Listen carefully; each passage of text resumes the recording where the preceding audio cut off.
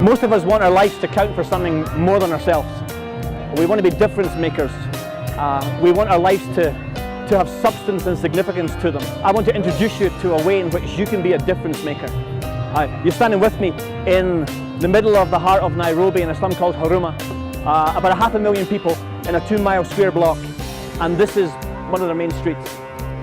This isn't set up, this isn't made up, this is a reality for 500,000 people who are our brothers and sisters on this planet Earth. This is a place where their geography is defining their destiny, and at this point in this journey their destiny does not look very good because this geography is a hard geography. This is Haruma. This is abject poverty. This is where there is a cycle that no one can get out of. Strife is here. Hopelessness is here. This is where 500,000 people who are made in the image of God, who are wonderful people, beautiful people, are trapped in a cycle and are stuck. This is Haruma slum. For most of us in the West, pictures and scenes like this here we're familiar with. Most of us want to do something, but then most of us are frozen. Because when we see the scale of this, the size of this, it's too big. We think, what good can I do to solve something as vast as this here? Or we think it's too complex. How can a little bit of help here fix this massive problem, which are complex problems? So most of us, although we want to help, we're frozen. And we can't outlive being difference makers.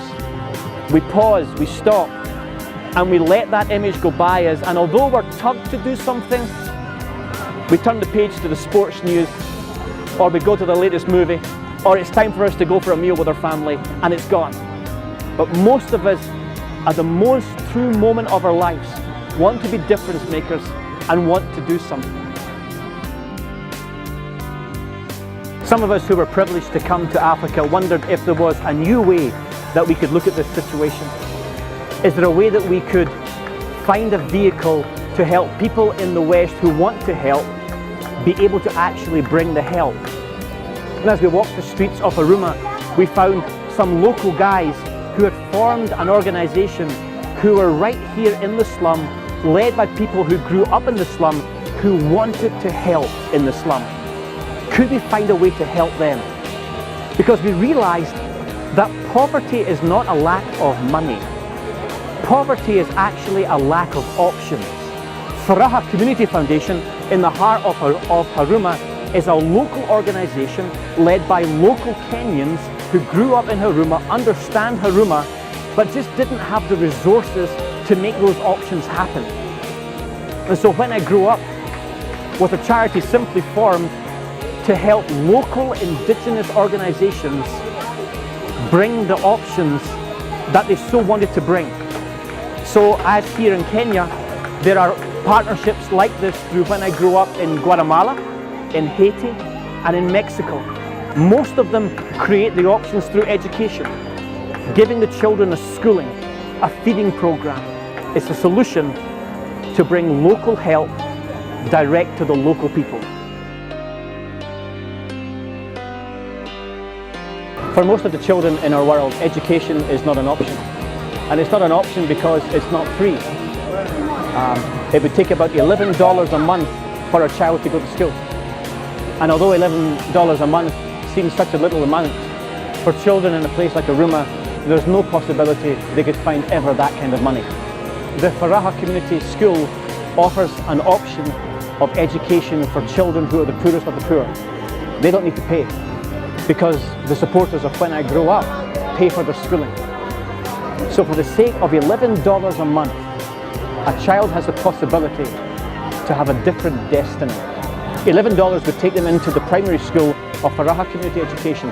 It would give them a chance for a feeding program. It would give them a chance for a daily education. And then when they leave the primary school, they have a chance to go to high school. High school is a little bit more than $11 a month.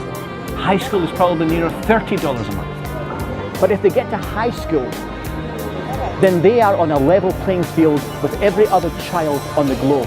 They have the opportunities to become the future lawyers or doctors or teachers or presidents. When I Grow Up partners with local organizations that are running schools, running AIDS clinics, hosting feeding programs, providing environments where the poorest of the poor can have options.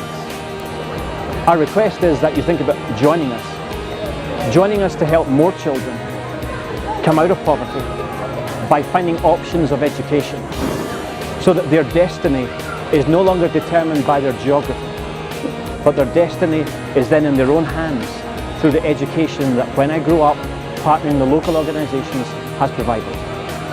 This is the heartbeat of When I Grow Up.